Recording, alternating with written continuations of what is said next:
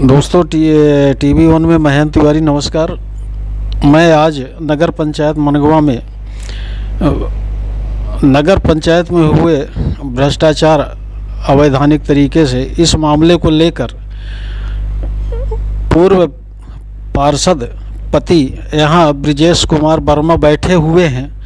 इनसे नगर पंचायत में हुए चौतरफा भ्रष्टाचार के मामले में, चाहे दोहरा पद लाभ लेने का मामला रहा हो या सड़क निर्माण के संबंधित मामला रहा हो, या फिर अब बहुत सारे ऐसे मामले हैं जो भ्रष्टाचार के मामले में नगर परिषद मनगवा प्रदेश में वर्तमान समय पे बहुचर्चित है। इसी संबंध में आइए हम ब्रिजेश वर्मा से बात करते हैं। चूँकि इनकी पत्नी जो है पिछले परिषद में वार्ड नंबर 15 से जो है पार्षद रही हैं। आइए मैं जानना चाहता हूं कि आखिर मामला क्या है। ये जो नगर पंचायत मनगवा का आए दिन सारे मामले सामने आ रहे हैं, इस संबंध में हम खास बात कर रहे हैं ब्रिजेश वर्मा जी से। ब्रिजेश वर्मा जी बताइए कि नगर परिषद मनगवा में ऐसा क्या चारों तरफ घोटाले ही घोटाले नज़र आ रहे हैं, चाहे निर्माण का मामला हो चाहे जो भी मामला हो, क्या आखिर कारण क्या है? जी, ये बात तो सत्य है। आपके चैनल के माध्यम से कई बार बात उठाई भी जा रही है। निश्चित रूप से पिछले 5 साल के कार्यकाल में हमने देखा, और आज जो हो रहा है वो भी सबको दिखाई दे रहा है, जनता को। तो यहाँ पे क्या है, भ्रष्टाचार की जड़ें तह तक समाई हुई हैं, इसमें कोई दो राय नहीं है। आपके जो है प्रमोद उर्मलिया जो है पार्षद भी थे, उपाध्यक्ष भी हुए, साथ साथ में जो है ठेकेदार भी थे और भुगतान भी प्राप्त किए। ये भी मामला संदेह के दायरे में है और भ्रष्टाचार की श्रेणी में है। आइए, मामला जो है लोकायुक्त में विचाराधीन है। लोकायुक्त प्रकरण क्रमांक 162/17 है। इस संबंध में क्या कहना है? जब 2014 में चुनाव हुए निर्वाचन, तो उस समय हमारी धर्मपत्नी कुसुमलता वर्मा जी पार्षद बन के आई। उसी समय 14 वार्ड से प्रमोद उर्मलिया जी पार्षद पद से चुनाव जीत के आए, और 19 को हमारे परिषद का कार्यकाल स्टार्ट हुआ और उपाध्यक्ष का चुनाव भी हुआ। उस समय पे प्रमोद उर्मलिया जी हमारे नगर पंचायत से उपाध्यक्ष बने, और उसके पहले वो नगर पंचायत में ठेकेदार रहते हुए उन्होंने बहुत सारे निर्माण कार्य नगर परिषद के अंदर कराए, और उसके बाद उन्होंने चुनाव लड़ा, और उसके बाद उपाध्यक्ष का निर्वाचन हुआ। उपाध्यक्ष मनोनीत हुए, हम लोग उनके साथ में थे। इसके बावजूद उन्हों के द्वारा पहली बात तो उपाध्यक्ष थे, उपाध्यक्ष के रहते हुए और ठेकेदार भी थे। तो ठेकेदार पद पर रहते हुए और उपाध्यक्ष के पद पर रहते हुए उन्होंने दोहरे लाभ नगर पंचायत से प्राप्त किए। ठेकेदार के साथ साथ उपाध्यक्ष थे और इन्होंने जो है बहुत सारे निर्माण कार्य भी कराए हैं। गांधी कॉम्प्लेक्स का निर्माण उन्होंने ही कराया है, और भुगतान भी शायद उन्हीं के खाते में हुआ है, उपाध्यक्ष के ही खाते में। और जबकि पावर ऑफ रिटर्निंग इन्होंने जो है राजकुमार तिवारी को दिया था। ये आपको मालूम है क्या? जी, इसकी जानकारी हमें भी है। एक्चुअली में क्या है कि निर्वाचन जब होता है तो निर्वाचन के पहले पावर ऑफ अटॉर्नी किसी भी ठेकेदार को दी जाती है, लेकिन यहाँ पे जब वो उपाध्यक्ष बने उसके बाद पावर ऑफ अटॉर्नी उन्होंने दूसरे को दी। जबकि नियम ये कहता है कि हम जब एनओसी नगर पंचायत जारी करे, एनओसी के पहले पहले पावर ऑफ अटॉर्नी जारी हो जानी चाहिए, उसके बाद एनओसी जारी होनी चाहिए। उसके उपरांत आप देखेंगे कि निर्वाचन के उपाध्यक्ष पद के होते हुए आप उनके खाते में, मतलब प्रमोद उर्मलिया जी के खाते में आप देखेंगे कि 23/5/2015, 12/12/2015 और 29/7/2016 में 3 खाते में पैसे नगर पंचायत द्वारा डाले गए, जिसकी रकम है जो 23 तारीख को डाले गए 9,63,816 रुपये, 12/12/2015 को 8,94,196 रुपये, 29/7/2016 को 5 लाख रुपये ठेकेदार के खाते में डाले गए। हमारा मेन ये कहना है कि ये जो आपने पावर ऑफ अटॉर्नी दी, तो इसमें भी विसंगतियां हैं। विसंगतियां ये हैं कि आपको पावर ऑफ अटॉर्नी जब दे दी है तो खाते में आहरण उसके खाते में होना चाहिए पावर ऑफ अटॉर्नी के, कि उपाध्यक्ष के पद के रहते हुए दोहरे लाभ लेने के लिए ठेकेदारी का काम होना चाहिए। जबकि जो हमारे नगर पालिका अधिनियम 1961 की धारा 35 का के अंतर्गत इनको उसी समय पे पार्षद पद से पृथक कर दिया जाना चाहिए था, लेकिन आज तक कोई कार्रवाई नहीं हुई है। जबकि इसके बाद भी आपने देखा नया कार्यकाल आया, इसके बाद लोकायुक्त का प्रकरण में भी वो फंसे वहीं पे, तो इनको 162/2017 की धारा इन पे लोकायुक्त पे विचाराधीन भी है। लेकिन इसके बावजूद जो अपर सचिव हैं, अपर सचिव के द्वारा अपने पत्र के माध्यम से इनको दोष मुक्त कर दिया गया है। क्या ये जायज़ है? हमने कहा लोकायुक्त में प्रकरण चल रहा है, तो लोकायुक्त एनओसी जारी करेगा या अपर सचिव जारी करेगा? ये जरूर थोड़ा सा विसंगतियों वाली बात है। तो जब तक लोकायुक्त एनओसी नहीं जारी करता तो मैं उसको क्या मानूं? तो अगर ये प्रकरण विचाराधीन था तो नगर पालिका की धारा 1961-38 अंगा के तहत ये नियम विपरीत है, जिसको इनको एनओसी जारी नहीं करनी चाहिए थी बगैर लोकायुक्त के एनओसी जारी किए बगैर। तो इसलिए नगर पंचायत भी यहाँ पे दोषी मानी जाएगी अगर ऐसी सिचुएशन है। तो मैं ये चाहता हूँ कि जो भी इसमें कलेक्टर महोदय हों और जो भी नगरीय प्रशासन के अधिकारीगण हों, मैं ये चाहता हूँ कि इसकी निष्पक्ष जांच होनी चाहिए और दूध का दूध पानी का पानी किया जाना चाहिए। सबसे महत्वपूर्ण बात ये है कि ये जो है इस बार भी पार्षद निर्वाचित हुए हैं, जो चुनाव हुआ है, और उपाध्यक्ष हुए हैं उपाध्यक्ष, लेकिन इसके बावजूद भी ये जो पीआईसी का गठन हुआ 26/8/22 को 8 कर्मचारियों को जो है सेवा से पृथक किए, 24 की भर्ती किए, जिसमें पूर्व पार्षद, वर्तमान पार्षद और उपाध्यक्ष ने परिजन को भी नौकरी दिलाई है। क्या ये नियम के तहत है क्या? और इसमें एक मृतक भी शामिल है जिसको हटाया गया है, नर्मदा स्वीपर। ये भी ये भ्रष्टाचार के कई नमूने हैं, और ये तो महत्वपूर्ण भ्रष्टाचार का नमूना है कि ये 10 वर्ष पहले नर्मदा स्वीपर मरा है और 8 कर्मचारियों के साथ जो है 26/8/22 को हटाया गया है। इस संबंध में क्या कहना है?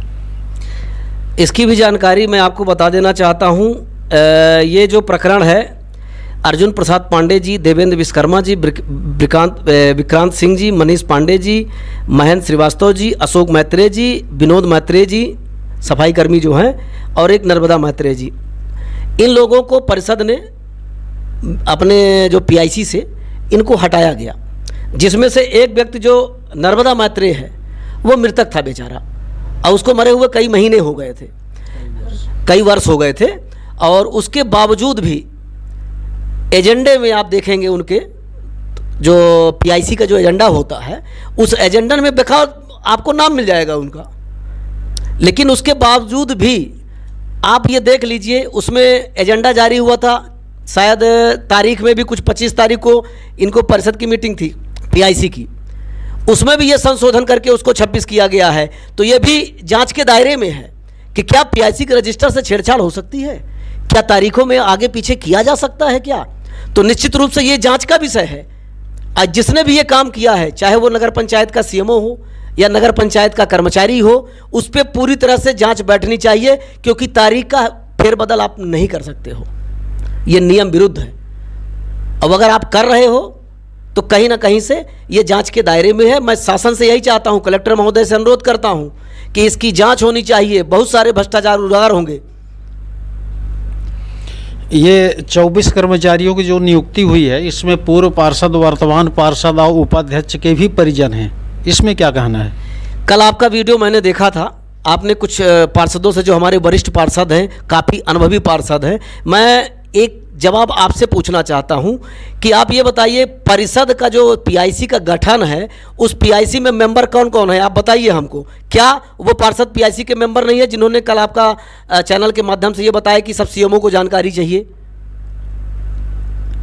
अगर वो है पीआईसी में तो बाकायदे पीआईसी से निकाला गया है, बाकायदे पीआईसी से रखा गया है, तो ये उस पीआईसी में जितने लोगों ने दस्तखत करी होगी, मेरे पास कुछ जानकारियां है, मैं ये आपसे शेयर करना चाहता हूं कि उस पीआईसी में मेंबर कौन कौन है, किसने दस्तखत करी है और किसके थ्रू उनको रखा गया है, तो इसका भी मेरे पास है। तो अगर ऐसी चीज़ें हैं तो उनको बाकायदा पूरी जानकारी है जो पीआईसी के मेंबर हैं, हमारे वरिष्ठ पार्षद हैं। वो पीआईसी के कौन कौन सदस्य हैं, आप नाम बता सकते हैं क्या?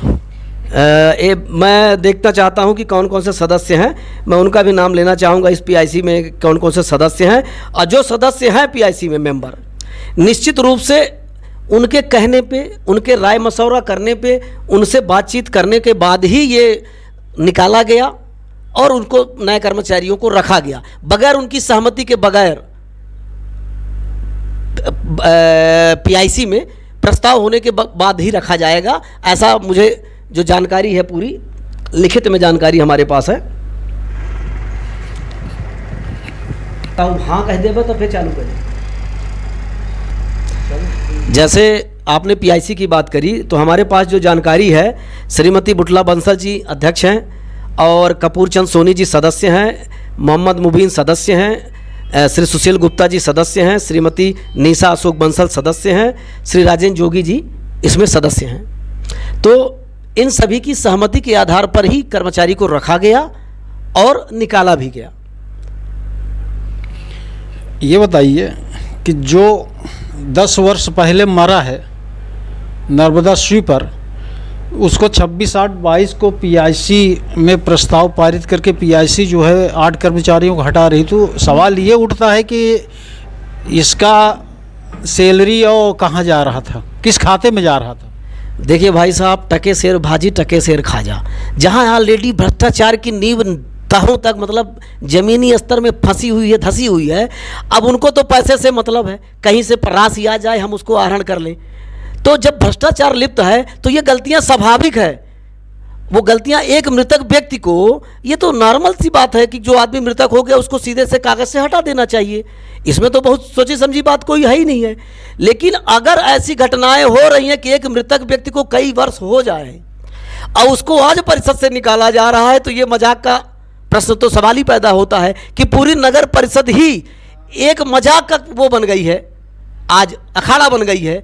तो हम नगर परिषद किस लिए है, हम आम नागरिक जनता जो यहाँ की जनता जनार्दन है उसकी सेवा के लिए बैठाया गया है। ऐसे भ्रष्टाचार में लिप्त जो वहाँ पे परिषद में नगर की जनता बैठाती है, अब वो इसमें लिप्त है तो उनको पता ही नहीं है कि कौन मर गया कौन जिंदा है, तो वो कब बाहर करते कब किसको अंदर करते, उनको तो ये पता ही नहीं लग रहा है कि कौन मरा है कौन जिंदा है। ये इलाहाबाद मोड़ से आपके ही वार्ड का पूर्व में जो है आपके पत्नी पार्षद थी, उन्हीं के कार्यकाल में जो है इसका टेंडर हुआ था इलाहाबाद मोड़ से जरहा पुलिया तक। जानकारी ये है कि सड़क का ठेकेदार ने नाली का निर्माण कराया है और निकाय से जो है भुगतान हुआ है। इस संबंध में क्या कहना? देखिए, इलाहाबाद मोड़ से लेकर शिवानंद मिश्रा जी के घर तक ये हमारे कार्यकाल में परिषद में रखाया गया था नाली निर्माण कार्य। और होटल है पटेल होटल, वहाँ से लेके आपका जरहा पुल तक, यहाँ तक भी पिछले कार्यकाल जब मेरा कार्यकाल था धर्मपत्नी जी का, तो उस समय मैंने ये एजेंडा में रखवाया था। मैं आपसे कहना चाहता हूँ मीडिया के माध्यम से, उसके एक एक रिकॉर्ड आप निकलवा लीजिए नाली का निर्माण का, कि वो किस माध्यम से, रोड के माध्यम से बनाई गई है नाली के परिषद के माध्यम से। ये भी दूध का दूध पानी का पानी हो जाएगा। आजकल सब चीज़ें पेपर में हैं, तो उसकी जानकारी आप निकलवा लीजिए और देख लीजिए कि रोड वाले ने बनाया है कि नगर परिषद ने बनाया है। इसका भी दूध का दूध पानी का पानी, भ्रष्टाचार उजागर हो जाएगा। आपके सीनियर पार्षद कपूरेलाल सोनी, इन्होंने ये कहा कि हर एक मामले में सीएमओ अध्यक्ष उपाध्यक्ष जाने, चाहे 24 कर्मचारियों के भर्ती का मामला हो या 8 कर्मचारी को हटाए जाने का मामला हो या अन्य विभिन्न निर्माण के संबंधित मामला हो, सब ये कपूरेलाल सोनी ये कहते हैं। जबकि कपूरेलाल सोनी एक सीनियर पार्षद हैं और वो पीआईसी के मनोनीत सदस्य भी हैं, लेकिन इस तरह की बातें करना कहाँ तक हकीकत है, किस नियम के तहत है?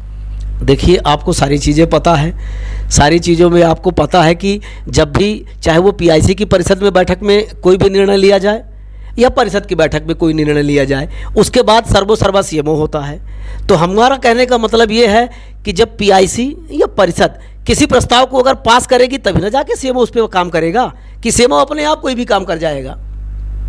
पिछली ही परिषद में इनकी पतोहू जो है पार्षद थी, तो उसमें जो अपने भतीजे की नियुक्ति हुई है गोलू उर्फ उमा शंकर सोनी, इसमें भी इन्होंने कटाक्ष किया है कि हमारे कोई सगे संबंधी नहीं है, जबकि हैं। नहीं, वो तो जानकारी हमें भी है, वो उनके सगे संबंधी हैं, उनके भतीजे हैं, ऐसा कोई बात नहीं है।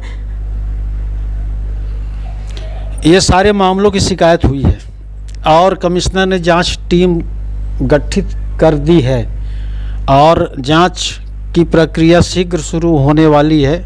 भ्रष्टाचार के मामले में, चाहे वो अवैध नियुक्ति का मामला रहा हो, चाहे अन्य निर्माण कार्य का मामला रहा हो, खरीद फरोख्त हो, चाहे और ऐसे कुछ मामले हैं। वार्ड नंबर 9 में जो ये रोड बनी है पूरी तरह से ध्वस्त हो गया है, त्यूनी चौराहा से इलाहाबाद मोड़ तक, ये इनकी जांच हो रही है यथाशीघ्र। अब प्रक्रिया शुरू होने वाली है, इसमें आपका क्या कहना है? अभी आप ये जान लीजिएगा कि बहुत सारे कागज़ पे कार्रवाइयाँ चल रही हैं और निश्चित रूप से जितने भी सारे भ्रष्टाचार हो रहे हैं नगर पंचायत में, इसकी जांच जल्द से जल्द होनी चाहिए। बहुत सारी चीज़ें उजागर होनी ज़रूरी है और ये बात जनता तक को भी मालूम होनी चाहिए कि नहीं, यहाँ पे लोगों का काम के बजाय भ्रष्टाचार ज़्यादा हो रहा है और जो आम पब्लिक का काम है उस पर ध्यान ना दे के टोटल भ्रष्टाचार पे ध्यान दी जा रहे हैं। सगे संबंधियों की नियुक्तियां की जा रही हैं जो सारा नियम विरुद्ध है और इस पे हमारे नगर परिषद के जो सीएमओ हैं उनको भी कार्रवाई करनी चाहिए जो चुपचाप बैठे हुए हैं। अभी आपने शिकायत दोहरा लाभ के मामले में जो है कलेक्टर की यहाँ किया है, तो उसमें क्या कहना चाहते हैं? मैं कलेक्टर महोदय से अनुरोध करना चाहता हूं कि जल्द से जल्द इस पर कार्रवाई की जाए और जो भी दोषी हों उन पर सख्त सख्त कार्रवाई की जाए और जो पद पे बैठे हुए हैं अगर वो लाभ लेते हुए प्रतीत हो रहे हैं तो उन पर निश्चित रूप से कार्रवाई करें। वो आप किस मामले को लेकर कलेक्टर के यहाँ आपने शिकायत किया है नगर पंचायत का? अभी